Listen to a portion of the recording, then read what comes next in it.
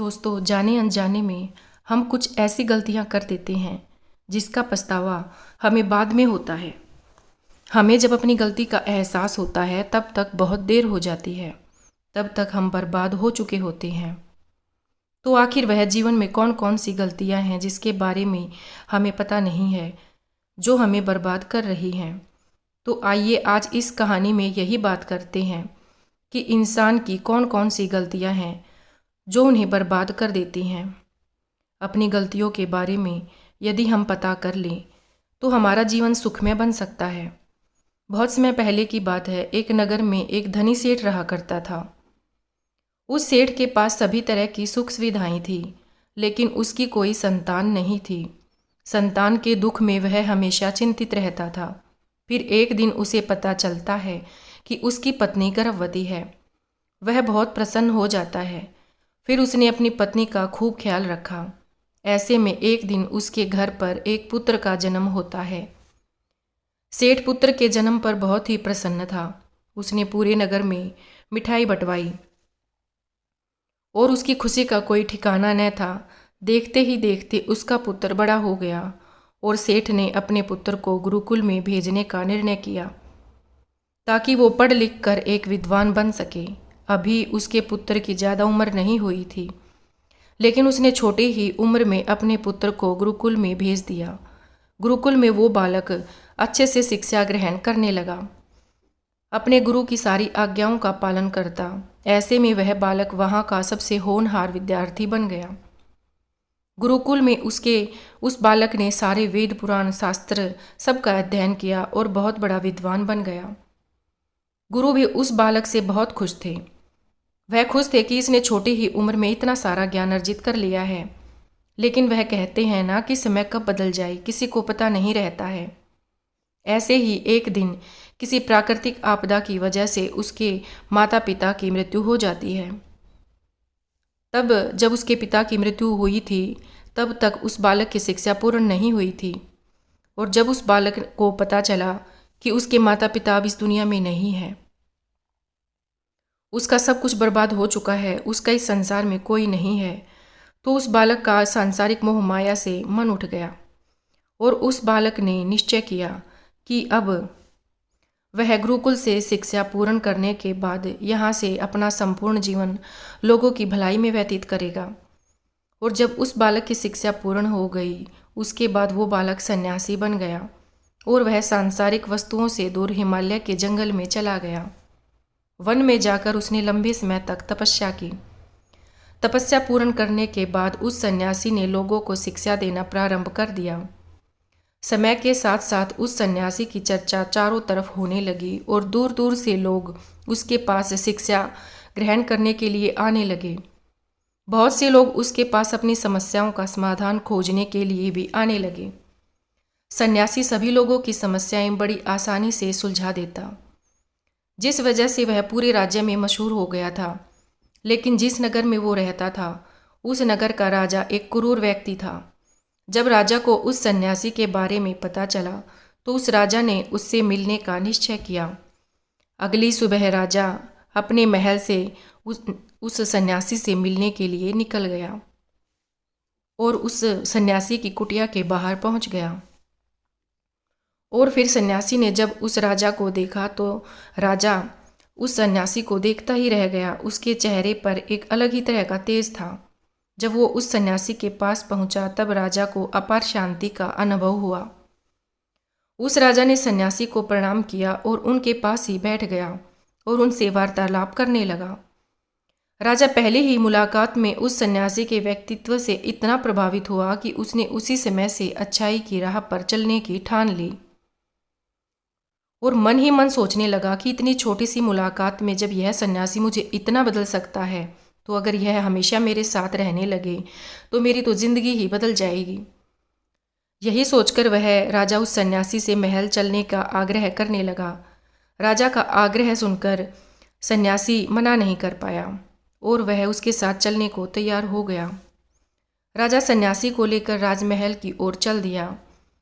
राजमहल पहुंचने पर राजा ने सन्यासी का खूब आदर सत्कार किया और उसके बाद राजा ने सन्यासी को एक सही कमरे में भोजन करवाया और भोजन के बाद सन्यासी ने राजा को धन्यवाद कहा और राजा से जाने की अनुमति मांगी। ये सुनकर राजा ने कहा कि आप हमारे बगीचे में जब तक चाहे रह सकते हैं। आपको यहाँ पर किसी भी प्रकार की सुविधा नहीं होगी और आप यहाँ रह सकते हैं। हमारी प्रजा को और हमें बहुत अच्छा लगेगा अगर आप यहाँ रहेंगे तो। सन्यासी ने राजा का प्रस्ताव स्वीकार कर लिया और उसके बाद राजा ने सेवकों से कहा कि सन्यासी महाराज के लिए बगीचे में रहने का और खाने का, वस्त्र इत्यादि का प्रबंध किया जाए। राजा की आज्ञा के अनुसार सेवकों ने एक सुंदर कुटिया का निर्माण कर दिया। उसके बाद वह सन्यासी उसी कुटिया में रहने लगे। सन्यासी को उसी कुटिया में रहते रहते कई साल बीत गए और इस दौरान राजा ने उसकी खूब सेवा की। एक बार राजा और रानी एक जरूरी काम की वजह से किसी दूसरे राज्य में चले गए, इसलिए उन्होंने एक सेवादार को सन्यासी की सेवा में नियुक्त कर दिया। पर वो सेवादार राजा के जाने के बाद बीमार पड़ गया और अपने घर चला गया और कभी लौट कर वापस नहीं आया। ऐसे में राजा जब वापस आया तो सन्यासी क्रोध के मारे उस राजा को बहुत कुछ सुनाया और राजा से कहा कि हे राजन, अगर जिम्मेदारी पूरी नहीं कर सकते तो उठाते ही क्यों हो। तब राजा ने सन्यासी से क्षमा मांगते हुए कहा कि हे गुरुदेव, मुझसे यदि कोई भूल हो गई हो तो उसके लिए मैं आपसे क्षमा मांगता हूँ। मुझे क्षमा कर दीजिए और आप अपना क्रोध शांत कीजिए और कृपा करके बताइए कि आपको क्या कष्ट हुआ है। ये सुनकर उस सन्यासी ने कहा कि तुम्हारे जाने के बाद मुझे यहाँ किसी ने भोजन नहीं दिया और मैं बहुत दिनों तक भूखा ही रहा। मुझे यहाँ पर आकर किसी ने पूछा तक नहीं कि मैं किस हाल में हूँ। यह सुनकर राजा ने सन्यासी से फिर से क्षमा मांगी और कहा कि गुरुदेव, आज के बाद ऐसी कोई गलती नहीं होगी। और इसके बाद मामला शांत हो गया। जब राजा और सन्यासी के बीच वार्तालाप हो रहा था तब रानी भी यह सारी बातें चुपके से सुन रही थी और सब कुछ देख रही थी। उसके बाद राजा ने उस सन्यासी को कोई भी शिकायत का मौका नहीं दिया और उसकी खूब सेवा की। परंतु कुछ दिनों के बाद राजा को फिर किसी आवश्यक कार्य से अपने राज्य से बाहर जाना पड़ा। लेकिन इस बार राजा ने राज्य से बाहर जाने से पहले अपनी रानी को कहा कि जब तक मैं नहीं आऊँगा तब तक आप स्वयं सन्यासी की देखभाल करोगी। यह सुनकर रानी ने कहा कि जी महाराज, आप निश्चिंत होकर जाइए, मैं सन्यासी महाराज की अच्छे से सेवा करूँगी। उसके बाद रानी हर रोज़ भोजन बनाकर सन्यासी को भेज देती थी। लेकिन एक दिन रानी नहाने के लिए चली गई और सन्यासी को भोजन देना भूल गई। सन्यासी ने काफ़ी देर तक भोजन का इंतजार किया, लेकिन जब भोजन नहीं आया तो सन्यासी सोच में पड़ गया कि आज खाना क्यों नहीं आया। उसके बाद सन्यासी ने सोचा कि वो खुद महल में जाकर देखेगा कि आखिर अब तक खाना क्यों नहीं आया। और फिर वह महल पहुंच गया। जब वो महल के अंदर दाखिल हुआ तो वहां उसकी नज़र रानी पर पड़ी। रानी के लंबे लंबे घने काले केश जो कि उसकी कमर पर लहरा रहे थे, उसकी बड़ी बड़ी आंखें जो देखने मात्र से किसी को भी घायल करती, उसकी हिरनी जैसी चाल। रानी के इतने सुंदर रूप को देखकर सन्यासी चकित हो गया और रानी की सुंदरता सन्यासी के मन में घर कर गई और वह वहां से बिना कुछ कहे ही अपनी कुटिया में लौट आया। सन्यासी रानी के रूप की सुंदरता को भुला न सका और वह खाना पीना छोड़कर अपनी कुटिया में पड़ा रहा। सन्यासी अपने विचारों के चलते कई दिनों तक उसने कुछ भी न खाया, जिस वजह से वह बहुत ही कमजोर हो गया। फिर कुछ समय बाद राजा वापस लौटे और जब उन्हें सन्यासी की हालत का पता चला तो वह सीधे सन्यासी से मिलने उनकी कुटिया के पास पहुंच गए और बोले कि हे गुरुदेव, क्या बात है, आपको क्या हो गया है और आप इतने कमजोर कैसे हो गई हैं? आखिर आपको किस बात की चिंता है? किस गहरी सोच में आप डूबे हुए हो? क्या मुझसे कोई भूल हो गई है? तब सन्यासी ने कहा कि नहीं राजन, आपसे कोई भूल नहीं हुई है। यह सुनकर राजा ने कहा तो फिर आखिर क्या बात है, आप मुझे बताइए, मैं आपकी परेशानी जरूर हल करूँगा।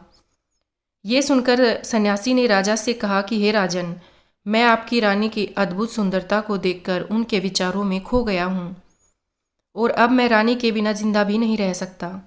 यह बातें सुनकर राजा हैरान रह गया और कुछ देर सोचने के बाद राजा ने उस सन्यासी से कहा कि मैं आपको रानी दे दूंगा। यह बात सुनते ही सन्यासी बहुत खुश हुआ। फिर राजा सन्यासी को लेकर महल में चला गया और जब राजा सन्यासी को लेकर महल पहुंचा, उस दिन रानी ने सबसे सुंदर वस्त्र पहने हुए थे। फिर राजा रानी के पास पहुंचे और रानी से कहा कि आपको इस सन्यासी की मदद करनी चाहिए। यह बहुत ही कमज़ोर पड़ गई हैं और मैं नहीं चाहता कि किसी ज्ञानी पुरुष की हत्या का कलंक मेरे सर पर लगे।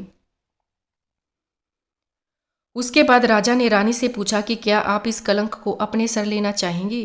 राजा की यह बात सुनकर रानी ने राजा से पूछा कि आखिर इस सन्यासी के दुख का कारण क्या है। तब राजा ने रानी से कहा कि सन्यासी आपकी अद्भुत सुंदरता को देखकर दीवाने हो गई हैं।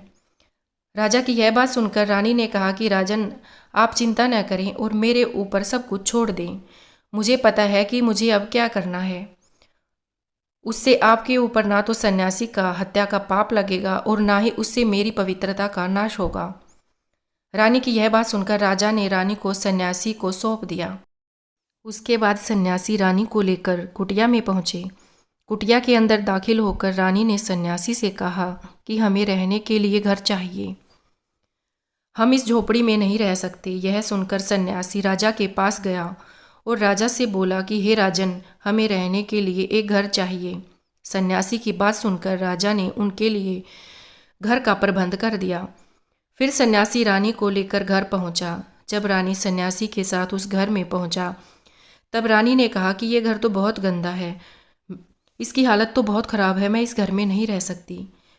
ये सुनकर फिर से वो सन्यासी राजा के पास गया और राजा के पास जाकर बोला कि हे राजन, आपने जो हमें घर दिया है उस घर की हालत तो बहुत ख़राब है। सन्यासी की बात सुनकर राजा ने घर की हालत ठीक करवा दी। उसके बाद फिर रानी घर के अंदर गई और नहा धोकर बिस्तर पर आ गई। फिर सन्यासी भी बिस्तर पर आ गया। फिर उसके बाद रानी ने सन्यासी से कहा कि आपको पता है कि आप कौन हैं और आप अब क्या बन गए हैं। आप एक महान सन्यासी थे जिसके लिए राजा स्वयं सारी सुविधाएं उपलब्ध कराते थे। ऐसा सन्यासी जिसके पास लोग दूर दूर से ज्ञान ग्रहण करने के लिए आते थे, जो लोगों को सत्य की राह दिखाया करते थे, जो लोगों की समस्याओं का समाधान करते थे, जिनको सभी लोग सर्वश्रेष्ठ गुरु मानने लगे, जिनकी लोग भगवान के रूप में भी पूजा किया करते थे। और आज आप अपने वासना के कारण मेरे गुलाम बन गए हैं। रानी की यह सारी बातें सुनकर उस सन्यासी को बड़ा झटका लगा और उसे महसूस हुआ कि वह तो एक सन्यासी है और वह यह सब क्या कर रहा है। वो तो इन सारी सुख सुविधाओं को छोड़कर शांति की तलाश में वन में चला गया था। जब सन्यासी को सुध बुध आई तो वो जोर जोर से रोने लगा और चिल्लाने लगा और कहने लगा रानी से कि मुझे क्षमा कर दीजिए महारानी, मैं ये क्या करने जा रहा था। मैं अभी इसी वक्त आपको राजा के पास सौंप कर आता हूँ। सन्यासी की यह बात सुनकर रानी ने सन्यासी से प्रश्न किया कि हे गुरुदेव, मेरे मन में भी एक प्रश्न उठ रहा है, कृपया मेरे प्रश्न का उत्तर दीजिए। रानी की यह बात सुनकर सन्यासी ने कहा कि पूछो, तुम्हारा क्या प्रश्न है। फिर रानी ने कहा कि जब आपको उस दिन भोजन नहीं मिला तो आप बहुत क्रोधित हो गई थे। तब मैंने आपका यह रूप पहली बार देखा था और तभी से मैं आपके व्यवहार में परिवर्तन महसूस कर रही थी। ऐसा क्यों हुआ गुरुदेव? आखिर आपको इतना क्रोध क्यों आया? आपने तो शांति की प्राप्ति कर ली थी। रानी की बातें सुनकर सन्यासी ने कहा कि जब मैं वन में था तो मुझे समय पर भोजन नहीं मिलता था, लेकिन जब मैं महल में आया तो महल में आने के बाद मुझे सारी सुख सुविधाएं प्राप्त हुई और फिर मैं इन सभी सुख सुविधाओं का आदी हो गया और मुझे इसके प्रति लगाव उत्पन्न हो गया और फिर मुझे इसको पाने का लालच मेरे मन में आ गया और जब मुझे यह नहीं मिला तो मेरे अंदर क्रोध उत्पन्न हो गया। फिर सन्यासी ने कहा कि महारानी, अगर इच्छा पूरी ना हो तो क्रोध उत्पन्न होता है और अगर इच्छा पूरी हो जाए तो लालच पड़ जाता है। सन्यासी ने आगे कहा कि यह इच्छा की पूर्ति ही मुझे वासना के द्वार पर ले आई है और मैं आपके प्रति आकर्षित हो गया। इसके बाद वह सन्यासी रानी को लेकर राजा के पास पहुंचा और बोला कि हे राजन, मुझे क्षमा कर दीजिए, मुझे अपनी गलती का एहसास हो गया है। ये लो अपनी रानी, मुझे ये सब नहीं चाहिए। मैं अपनी इच्छा में वशीभूत होकर यह गलत कार्य करने जा रहा था और अपने जीवन को बर्बाद करने जा रहा था, लेकिन अब मुझे सब कुछ समझ में आ गया है। उसके बाद उस सन्यासी ने कहा कि हे राजन, मनुष्य की बर्बादी का कारण उसकी 4 आदतें बनती हैं और दुनिया के हर आदमी के अंदर ये 4 अवगुण होते हैं, लेकिन जो व्यक्ति इन पर नियंत्रण कर लेता है वह दुख और परेशानियों से बच जाता है। और वही जो व्यक्ति इन चारों दोषों पर नियंत्रण नहीं कर पाता है, वह बर्बाद होने के कगार पर पहुंच जाता है। ये सुनकर राजा ने कहा कि हे गुरुदेव, आप मुझे वह 4 आदतें जरूर बताइए जिससे मनुष्य की बर्बादी हो जाती है।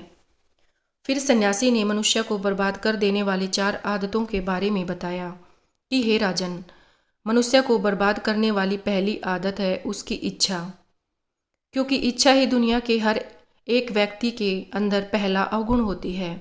जो व्यक्ति अपनी इच्छाओं को नियंत्रण में नहीं रख पाता है, वह अपने जीवन में कहीं भी सफल नहीं हो पाता है, क्योंकि जैसे ही उसकी एक इच्छा पूरी होती है, वह दूसरी की ओर बढ़ने लगता है, और दूसरी पूरी होती है तो तीसरी इच्छा उसके मन में जागृत हो जाती है, और फिर ऐसा करते करते इच्छाओं पर नियंत्रण न होने के कारण इंसान के मन में संतोष का भाव नहीं आ पाता है और इसी जाल में उलझा रहता है, दुखी रहता है। इसीलिए राजन, जब हम अपनी इच्छाओं पर नियंत्रण पा लेते हैं तो हमारे मन पर भी नियंत्रण हम पा लेते हैं, और जब हमारा मन हमारे वश में होता है तो हमें सुख ही सुख की प्राप्ति होती है। फिर हम जो चाहते हैं वही हमारे साथ होता है। फिर सन्यासी कहता है कि हे राजन, मनुष्य को बर्बाद करने वाली दूसरी आदत है वासना। वासना का जन्म हमारे मन में उठने वाली इच्छाओं से होता है। जिस प्रकार इच्छाओं का कोई अंत नहीं होता, उसी प्रकार मनुष्य वासना के जाल में फंसता ही चला जाता है। वासना में वशीभूत होकर इंसान को कुछ भी नजर नहीं आता है। आज तक जितनी भी लड़ाइयाँ हुई हैं, उसका सबसे बड़ा कारण स्त्री को पाने की इच्छा के कारण ही हुई है। स्त्री के प्रेम में वशीभूत होकर कई राजाओं ने युद्ध किए हैं। रावण एक बड़ा बुद्धिमान व्यक्ति था, लेकिन वह माता सीता के सुंदरता से वशीभूत होकर अपने आप को बर्बाद कर लेता है। उसकी मृत्यु का कारण एक स्त्री ही बनी थी। कई राजा महाराजा तो युद्ध में इसीलिए हार गए क्योंकि वे लोग स्त्रियों से रासलीला रचने में ही रह गए। ईश्वर ने तो स्त्री की उत्पत्ति इस संसार को बढ़ाने के लिए की, लेकिन आजकल लोगों ने इसे अपना वासना का रूप बना लिया है। स्त्री को अपने मनोरंजन का सामान सोचने लगे हैं, और जब उन्हें अपना यह मनोरंजन नहीं मिलता तो वह पागल हो जाते हैं और न जाने क्या क्या कर बैठते हैं। इसीलिए हे राजन, जितना हो सके उतना ही वासना से दूर रहना चाहिए। फिर सन्यासी कहते हैं कि हे राजन, मनुष्य को बर्बाद करने वाली तीसरी आदत है, क्योंकि जब मनुष्य की वासना की पूर्ति नहीं होती है तो उसके अंदर क्रोध उत्पन्न हो जाता है, और जब व्यक्ति को क्रोध आता है तो उसे पर उसका नियंत्रण नहीं होता है, और फिर वह क्रोध में आकर कई गलत निर्णय ले लेता है। क्रोध में व्यक्ति दूसरों को भला बुरा कह देता है, गालियां भी निकाल देता है, और जब उनका क्रोध शांत होता है तो उन्हें अपनी गलतियों का एहसास होता है, लेकिन तब तक तो सब कुछ बर्बाद हो चुका होता है। क्रोध के कारण मनुष्य के कई बने बनाए काम बिगड़ जाते हैं। जब मनुष्य के अंदर क्रोध उत्पन्न होता है तो वह अंदर से बहुत कमजोर हो जाता है, और एक कमजोर मनुष्य जीवन में कुछ नहीं कर सकता है, उसे कभी भी सफलता नहीं मिलती है। फिर सन्यासी कहता है कि हे राजन, मनुष्य को बर्बाद करने वाली चौथी आदत है लालच। हे राजन, लालच का फल सदैव ही बुरा होता है। लालच में पड़कर हम बहुत लोगों का बुरा कर देते हैं। हर मनुष्य के जीवन में ऐसे अवसर अवश्य आते हैं जब वो लालच कर बैठता है, और अधिक पाने की लालसा में वह कुछ ऐसा कर जाता है जिससे जो उसके पास था वो भी वो खो देता है। क्योंकि जैसे ही व्यक्ति की एक इच्छा पूरी होती है, उसका लालच भी बढ़ जाता है, और उसके मन में और कई सारी आकांक्षाएं जन्म लेने लगती हैं। जो व्यक्ति अपने जीवन में लालच करता है, वह कामयाबी से भी धीरे धीरे दूर हो जाता है। अगर हम समय रहते ही अपने लालच को त्याग दें और उसके फेरे में ना पड़ें, तो हम एक सफल व्यक्ति अवश्य बन सकते हैं। फिर अंत में सन्यासी कहता है कि हे राजन, अगर मनुष्य इन 4 आदतों को छोड़ देता है तो उसे जीवन में सफल होने से कोई नहीं रोक सकता है। मैं एक सन्यासी होकर भी इन आदतों में पड़ गया था और खुद को बर्बाद करने चला था। इसीलिए हे राजन, इन 4 आदतों से मनुष्य को हमेशा दूर रहना चाहिए। धन्यवाद।